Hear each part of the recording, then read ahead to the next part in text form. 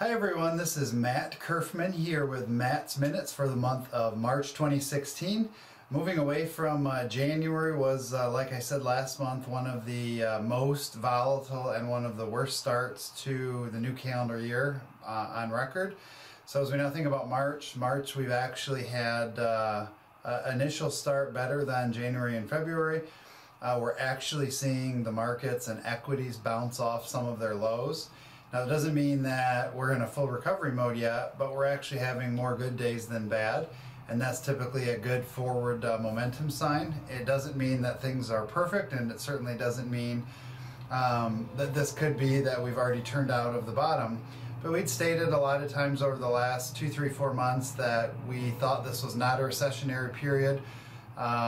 And so that's why we're not moving heavily away from equities. Many of you saw confirmations from Fidelity between the month of January and February where we made some slight changes in portfolios, built in more diversification, tried to take advantage of other lower equity prices.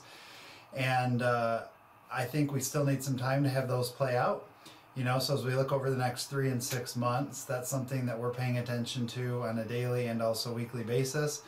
And ultimately, the plans we've laid out, if you look over the last year, to try to grow the pot. Now, right now, it doesn't seem like we're trying to grow the pot, but we're giving portfolios the best chance for success for that to happen. And then as we look out over 6 months, 12 months, 18 months, continuing to shift a little more conservative, trying to get more stability, a little bit less volatility. Then later in the fall, we've mentioned a little bit here and there, but we're going to be rolling out a new retirement income solution that we can look at for those of you that are drawing monthly or quarterly on your portfolios. And then as oil prices have come up, that's also helped equities. In addition, there was a jobs report out. There was way more jobs created than even the best analysts expected.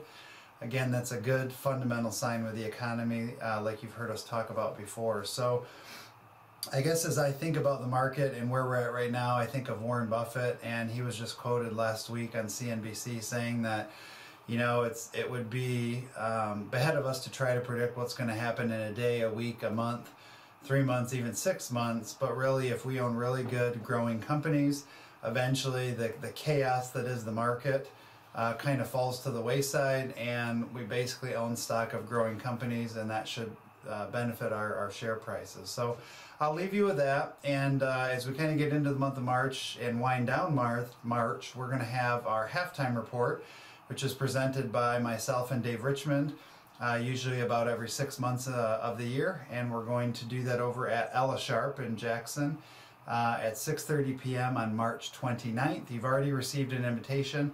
Feel free to call or email questions@richmondbrothers.com if you haven't already responded, and that way we make sure you get a seat reserved. Thanks so much for tuning in. We appreciate having the opportunity to serve you and keep you apprised of what's going on and what we're thinking. And make it a great month and enjoy the weather the next few weeks.